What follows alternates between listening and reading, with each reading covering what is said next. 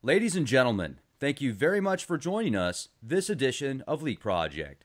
I'm your host, Rex Bear, and we have Matthew LaCroix with us today. Now, Matt sent out a book just recently. I've got an autographed copy finally after I read the digital download, The Illusion of Us. It's a great book. I really enjoyed it. It's a pretty quick read, and what I like about it is the way it breaks down the different frequencies and how they go into colors, etc. It's like the yin-yang battle.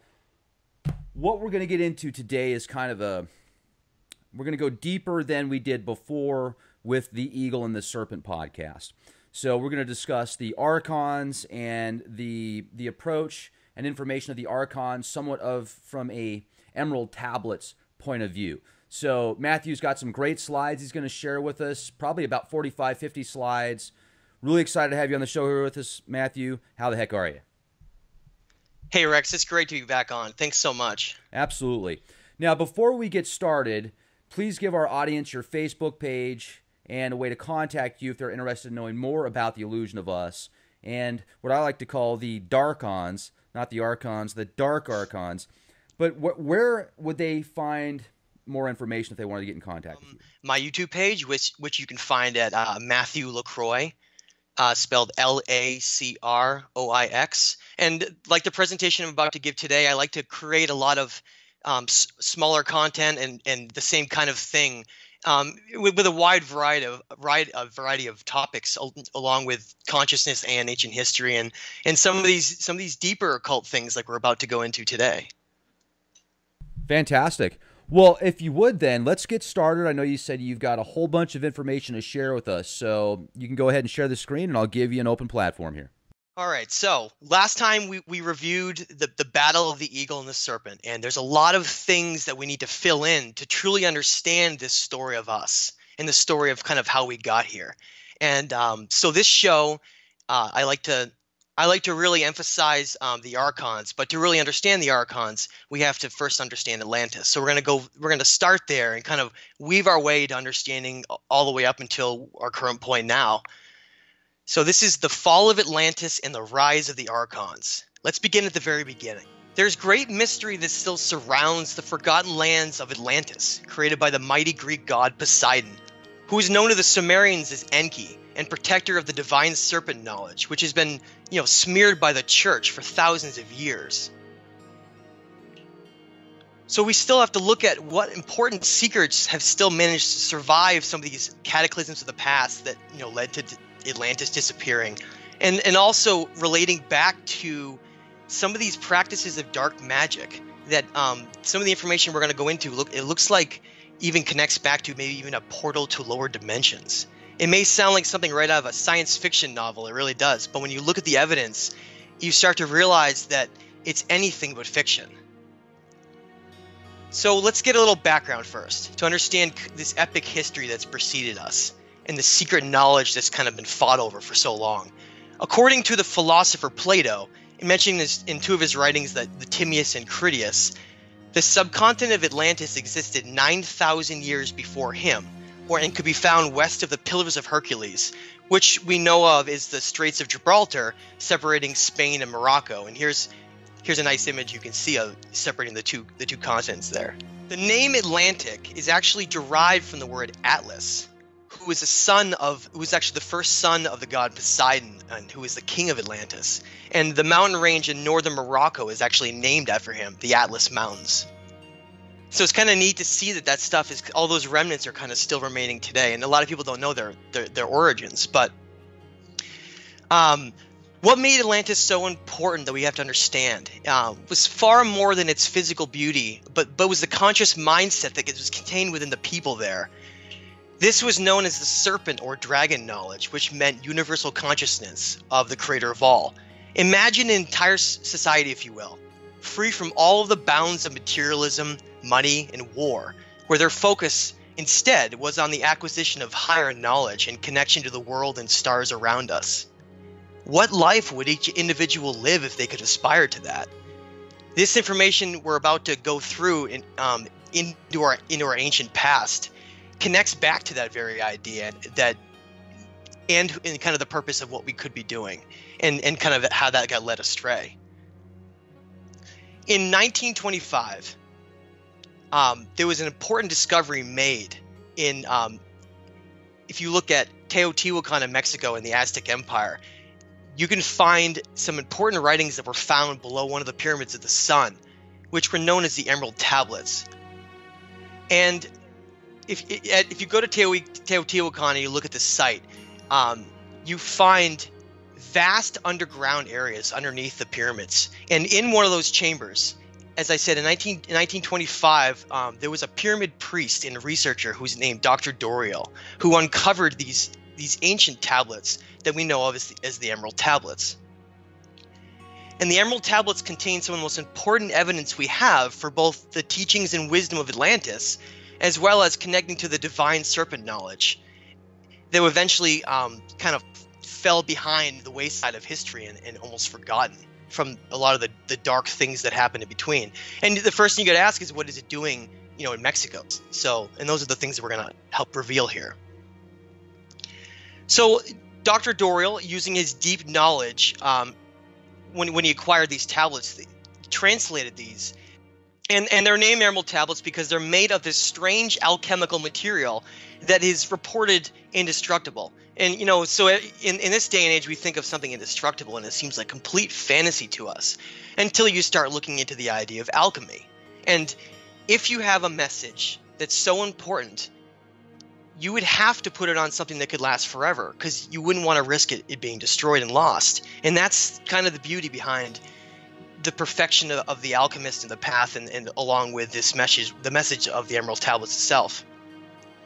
So if we learn about the Emerald Tablets and the author, you find out it's Thoth of Egypt, who is a later incarnation of Hermes, these master alchemists, right? If anyone has read the book The Alchemist, it's kind of a famous book, I highly recommend it. You become familiar with this hidden world around us that exists of these properties and elements where the idea of turning like lead into gold, and is that magic or is that alchemy? And so in a lot of ways, magic, taking out of the reference of pulling a rabbit out of a hat and connecting it back to real magic, which is about the manipulation of matter and things around us. That's real magic, and that's what we're really going to go into now. And those represent the fundamentals of alchemy. So these ancient alchemists of our day, you may know them as wizards and sorcerers. Think Gandalf from Lord of the Rings, and you'll begin to get the idea of who these men really were. The hidden world around us of white and black magic is real, and a lot of it's been greatly lost. But you'll see that some of it has been retained in very dark ways, and it's striking to see it once you see it all around you in the symbolism that it represents. So the Emerald Tablets found in Teotihuacan in Mexico were much more than simply these artifacts of antiquity, but they represented the culmination of nearly all of that Atlantean wisdom that was then lost after.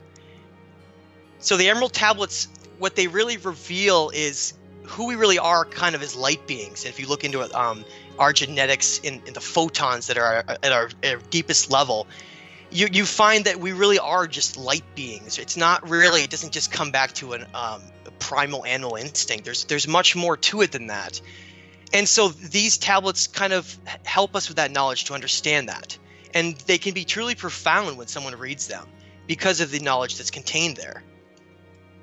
Okay, so the Emerald Tablets, along with other Gnostic writings like the Nag Hammadi scriptures, which Rex has read, and the Book of Enoch, they give us a rare glimpse into some of these pure forms of kind of pre-religion and what it used to be. And this can give us an idea of what these writings were and what they really contained and why that was so important. Think of them as guides to our highest state, these ancient writings.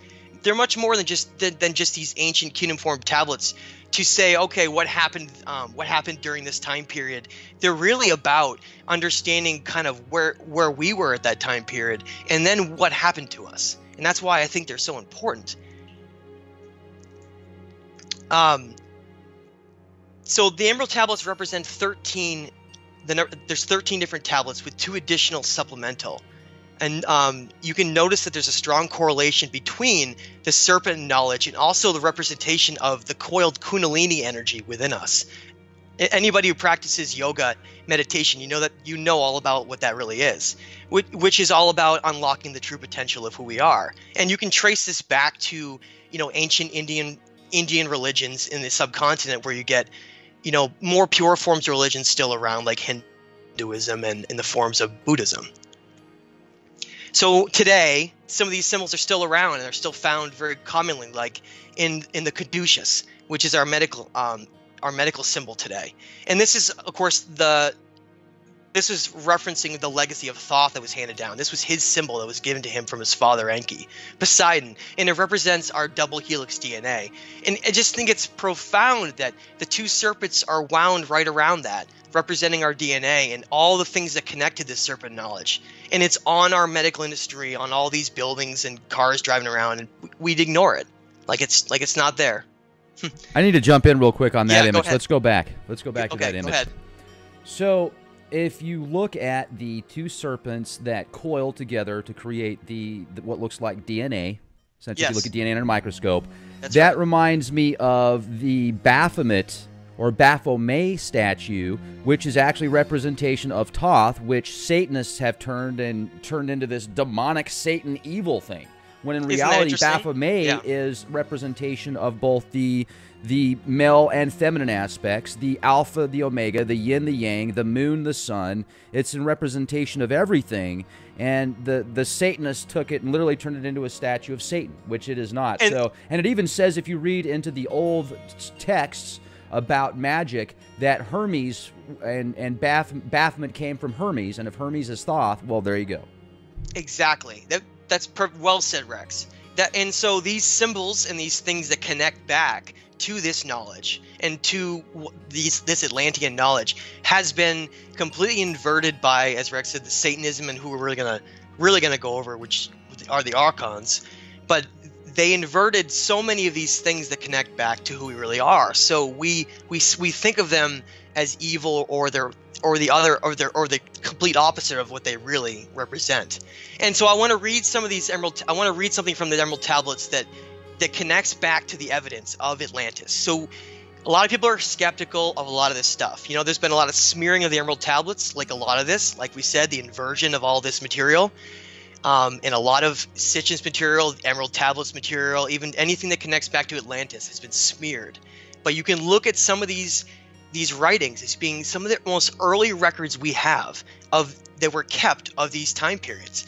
And you think of something that was created with some of the most powerful alchemical material that we know of, that is indestructible. You really think that it's all going to have, some complete fake thing that's written on it and all these things. So I really want people, and I encourage them, don't believe my words. Go in and look at the evidence yourself. Go read these words and see how, and see the evidence that's within them and how they can affect you on how powerful they are.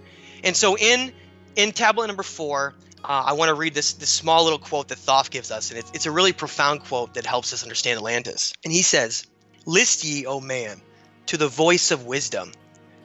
List to the voice of Thoth the Atlantean. A long time ago, in my childhood, lay 'neath the stars on long-buried Atlantis, dreaming of mysteries far above men. Then in my heart grew there a great longing to conquer the pathway that led to the stars. Year after year I sought after wisdom, seeking new knowledge, following the way until at last my soul, in travail, broke from the bondage of earth man. Unlocked at last from me was the star space, free was I from the bondage of night. Now to the end of the space sought I wisdom, far beyond the knowledge of infinite man." Thoth answers many important questions about the truth of Atlantis, and even the purpose of our existence here in this reality. Understanding that our physical body is merely a host for our consciousness provides a necessary means to break through what has been termed the veil of our reality. Just think about what our future and timeline would have been like if this knowledge of the serpent had reigned through the minds of our society now. How would people act to one another if they knew that they were all simply energy housed in this third-dimensional avatar, having this experience of life? So, what happened to Atlantis in this knowledge? Well, according to the records, over great time, jealousy and greed built up by some of the brothers of the eagle, those loyal to Zeus, known as Enlil, who did not have the same interest in this higher knowledge being given to mankind. Zeus Enlil used to call early mankind the beasts. It gives you an idea. So you can imagine how the gods would feel like that, with that kind of mentality, if they found out that our genetics secretly would aspire us to reach their level or even higher. And so that really gives a part of why a lot of those things have happened, and some of the greed that's gone into our history. So they always deemed it unacceptable that we were gonna, reach the state of godlyhood. So all this manipulation has simply been to keep us so we never can reach that state. So long before Atlantis existed, Thoth tells us in the Emerald Tablets that dark magic is practiced by some of the gods and men, and is the reason for the eventual destruction of Atlantis and the loss of nearly all of the serpent knowledge. So that was the real purpose behind the creation of all these Native American cultures of the Americas, because once Atlantis was destroyed, this knowledge had to be spread out. From these ancient people, from the Pueblan and Aztec to the Maya, Olmec, Tolmec, and all the way to the Incas, South America, these civilizations followed this knowledge of the serpent that came from Atlantis. So what we're going to go over and clarify is how exactly these empires became corrupted by blood sacrifice and war, which led to their eventual demise. On Emerald Tablet number 8, Thoth gives us profound insight into these events that led to the fall of Atlantis and this rise of the Archons. So he says in tablet number 8, far in the past, before Atlantis existed, men there who delved into darkness using dark magic, calling up beings from the great deep below us. Forth came they into our cycle. Formless they were, of another vibration, existing unseen by children of earth men. Only through blood could they have form being. Only through man could they live in the world. In ages past were they conquered by masters, driven below to the place whence they came. But some there who remained, hidden in spaces and plains unknown to man. Lived they in Atlantis as shadows, but at times they appeared among men. When the blood was offered, for they came to dwell among men. In the form of man they among us, but only to sight were they as men, serpent-headed, where their glamour was lifted, but appearing to man as men among men. So in that tablet, we learn about the identity of these beings known as the Archons. And you learn that they're in fact this lower dimensional reptilian-like being that has a totally different vibration than humans and seems to hide in the shadows of our reality. I would like to point out that this has nothing to do with the divine serpent knowledge, but rather a physical identifying trait for these beings. Thoth says that dark magic practiced during the time of Atlantis allowed a portal to be opened to a lower dimension, allowing these beings into our reality. The practice of dark magic would lead to the eventual fall of Atlantis and reign in a great era of darkness upon the earth and mankind for thousands of years. The time of Pisces marked the beginning of the rise of the Archons. I've seen that statue before, and that thing does have just an eerie look to it. Isn't it scary? Like a really scary. I imagine a 9-foot-tall reptilian with green scales that kind of comes look at in its with eyes. a wardrobe. It's intense. So the hardest part of understanding our complex history, when I'm talking about the eagle and the serpent, is separating out the Anunnaki gods of antiquity with these Archon beings. In fact, strong evidence that we can find shows that these Archons were able to infect and poison the minds of even some of these great Anunnaki gods themselves. So those minds which were ruled by ego and power are the very same ones which became susceptible to their control. How many jealous gods of the eagle became simply puppets by those who were allowed to come here through dark magic? So the very reason these Archon forces were brought into our dimension by dark magic, by these jealous gods and men, was that they sought power. And because they didn't agree with the direction that humanity was going with enlightenment and reaching a higher state. And that's kind of always been the factor we look at, right? The corrupting factor of always wanting more power and not wanting and being jealous of others. And so these Archon beings were brought here for collaboration for power by the gods, thinking they can control them. the forces of the ego thinking they could control them as gods, when they unwillingly actually became the puppets for them, as they created their own secret agenda, many people call the New World Order. This bargain of power in exchange for your soul will always lead to darkness. Religions called them the parasites of the mind, which fed off of our ancient demiurges to control us. So in the Book of Enoch, which is simply another Atlantean writing, it identifies these dark beings as the Archons and names them, and actually gives them a name. That's where we learn it from. And if you learn who Enoch was writing the Book of Enoch, you see that it's the same author as Emerald Tablets, and that's how we know that their name is the Archons. And it's the same beings that's talked about by Thoth. So the Archons have this ability to be able to control the minds of those that they're able to manipulate, to basically use their energy. This energy spoken about within us is called the Ba energy, and you can see that in a lot of ancient cultures that go back to kind of the earliest stages.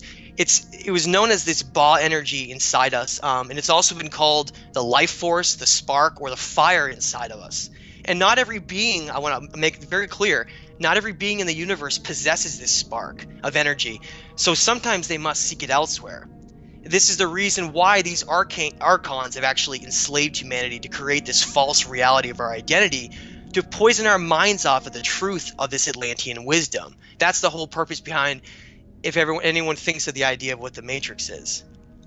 So this false perception of reality that was created here, known as a Matrix, and if anybody watches that movie, just truly profound, they'll understand that a lot of it is more real than they could ever imagine. But this false perception here that we consider the Matrix, it gives us this illusion of our identity and freedoms here, and what we really should be doing here. And my favorite quote to kind of help explain the state of the way we're in now, and kind of how we got here, it comes from Barbara Marciniak, and she states, "The ultimate tyranny in a society is not controlled by martial law, but controlled by the psychological manipulation of consciousness, through which reality is defined, so that those who exist within it do not even realize that they're in prison." So this falsely created perception to reality, deemed the Matrix, was created out of altering human history, so giving us a false perception of history, a false perception of a lot of science. Think of the Darwinian theory of simple evolution and all these things, competition from ants, survival of the fittest, and kind of rewritten a religion. That's how we got to this point of where we are now. And the whole purpose of it is to control our every action and to manipulate us to basically spend our time slaving for money and basically allowing our energy to be used. And also the most brilliant idea behind that is, since our energy is all being used for all these other tasks, the truth is completely concealed because, number one, it's hidden, and also people are far too distracted to even be able to look into it. And that's how it just continues on the status of the way it does today. So that's the reason why in my book I call it The Illusion of Us, because our reality has been manipulated to exist in almost a game-like show version of the truth to keep us completely ignorant and conformed with one another. The Archons can seem invisible to us because they can simply exist in another dimension that we can't. Our perceptions are greatly limited in this reality to our five senses and this third dimension. Recall that Thoth states that the Archons came from a lower dimension and carry a different vibration than us, allowing them to remain invisible, hence the term hiding in the shadows. So if you ever heard that term hiding in the shadows, it simply means something we can't perceive. However, despite these limitations by us, we can still track the actions of these Archons and their manipulation of our history by identifying any group or culture that has practiced blood sacrifice. And this may come in different forms than some people expect. This is the telltale mark, though, that's been left behind by any beings that have become controlled by them. So blood sacrifice can be used as a means to summon dark forces or even corrupt the minds of civilizations. When Atlantis was destroyed, Thoth traveled first to Egypt and then the Americas, where he created advanced cultures and empires that followed this Atlantean serpent wisdom, which all connected back to the sacred pyramid design in the stars. That's the reason that all these cultures worship the serpent and the knowledge of the heavens. These great civilizations were created by Thoth, such as the Aztec, Maya, and Inca, which were following this celestial worship of the sun, moon, and stars. So then, this is kind of where we left off on the last show. So what exactly happened then to these advanced cultures that were so connected to the cosmos and the kind of the world around them, that led them to then practice blood sacrifice and eventually collapse and go through these great dark periods? So in many of these Aztec and Mayan codices, the gods represented by Quetzalcoatl and Kukulkan, which are both incarnations of Thoth, they clearly state they're both firmly against blood sacrifice and war, and you can read that in many places. So that the great god that taught all these things, that taught the knowledge of the stars and around the world around us, they're against blood sacrifice and war. But that's the most common misperception that's going around. It was that was the same god that then corrupted them through the same principles, and it's not. And you can see that in a lot of the writings. So then who did, right? What happened to them? Well, in the Borgia Codex, which was acquired by the Vatican, I might add, after the conquest of Mexico, it describes the origins of the Aztec people, and it talks about these 4 divine brothers, represented as the 4 elements of earth. When researching this legend, you begin to realize that these 4 brothers were actually simply Anunnaki gods. And what that tells us is that the civilizations of the Americas were being influenced by both sides of these rival Anunnaki families for control. So it can be clearly seen that during the many incarnations of Thoth, who created these civilizations based on this Atlantean serpent knowledge, that he traveled from the north down to the south. And if you look at the age of these civilizations, it follows that exact model. And it's not simply based on oversea land migration routes in the Bering Sea. There's a lot more to history, came from many different routes. And that's kind of what you find if you look into it. So what exactly happened, right? These cultures and empires that were created by Thoth, they waited extensive periods of time, and the Thoth and these gods never returned, and they became desperate. So during this desperation, jealous beings from the Brotherhood of the Eagle, along with these powerful archonic forces who were against the other side of the family, this rivalry that was going on, they infiltrated the minds of many of the rulers and the people, and they turned them into a warring culture, and they convinced them that blood sacrifice would bring their gods back. So this desperation that's going on, you're told that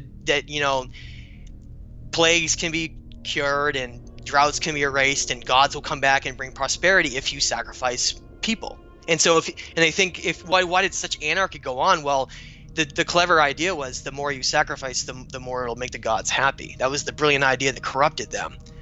So they corrupted them with blood sacrifice, and that's what led the cultures to go down this dark road of almost hating their rulers. The Aztec ruler of Moctezuma II was responsible for sacrificing and ripping the hearts out of thousands of people, some on a daily basis. If you research Moctezuma II, you'll learn that, like Hitler, he too is being spoken to by voices that commanded him to do unspeakable things to his people.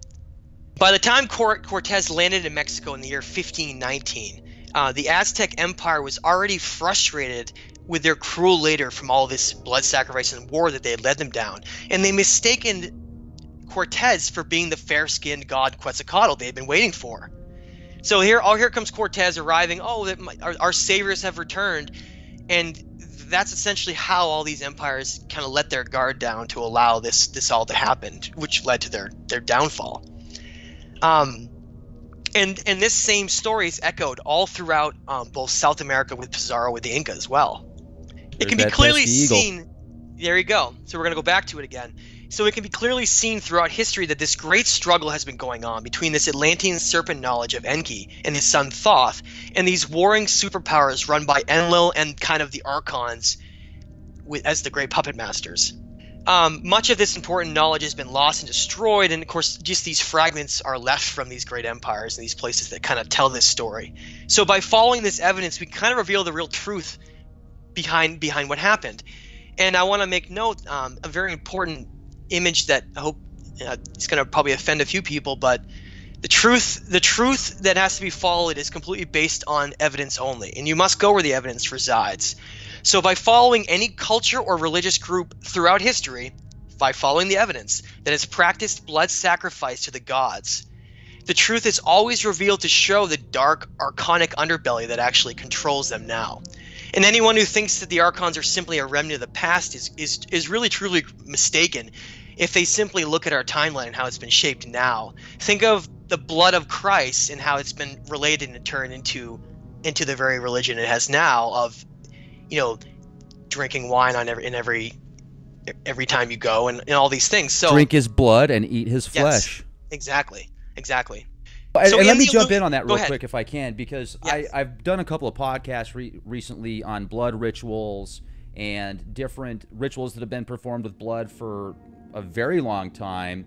Now, the thing about that at a metaphysical level, if you think about it, blood is life. Without blood Yes. in your body, you are not alive. And there's been people that have said as soon as you die, they can test your weight and you lose 2 ounces, or I don't remember what the exact amount is. A lot of people think that's just kind of charlatan type science, and it might be, I don't know. But the thing that is true is when the blood is out of your body, you are not alive. So that is an energy source. And Yes. I wonder sometimes with these big wars that go on, kind of like Ozzy Osbourne sang about, and he talked about Mr. Crowley in his songs. He talked about wars and mass rituals and generals yes. gathering together like witches at black masses. Exactly. And you've got these blood rituals, blood sacrifice, wars that go on and have been for so long. What you brought up a few minutes ago about how there was a corruption of power, and Yes. then it just to this point of like this behemoth wicked beast that is just has this desire to feed to the point of it's going to eat itself eventually unless it can find a way to break out of that disharmony, in my opinion. And that's right, and that's what we think of when we think of the Illuminati and all the blood sacrifice we see that controls so much of Hollywood and so much of all these, these great shows that people watch, and like the Oscars and all these different award ceremonies and all these things. It's kind of amazing, isn't it? And it's, again, today we talk about it, is this still around today? And it is. In my book, The Illusion of Us, I go much deeper into a lot of this knowledge, and especially the things that have happened today with connecting back some of these bloodline families like Bush and some of these other ones. I'm sure, which you've gone over many times before as well. But a lot of these, there's a lot of kind of sinister, dark truth behind some of our past presidents and world leaders who have attended mock blood sacrifice events at places like Bohemian Grove, which is shown right here, which is found in the Redwood Forest of California. And you can go. I really encourage people to go look at images and evidence on Bohemian Grove and Skull and Crossbones Society, where that stuff is right there on a tree. You see skulls and crossbones and these incredibly strange, unusual events that they host at these secret Bohemian meetings, which some presidents have actually made comments on how crazy and ludicrous they were in the past. Nixon actually gave a great quote you can listen to about Bohemian Grove. But what I really want to say about this, though, that really is to get more real about it, is that even if you read my book, you'll learn that even weapons of mass destruction, like the creation of the atomic bomb, can all trace back to these Archons and Bohemian Grove, where secret meetings actually took place here, where I'm sure you've heard of, called the Manhattan Project, where they actually held it at Bohemian Grove, where that was the final moment before the atomic bomb became real and then was dropped on Japan. It was at one of these very satanic, strange rituals. So there's a lot more questions that we really do need to be asking about our history to find the truth.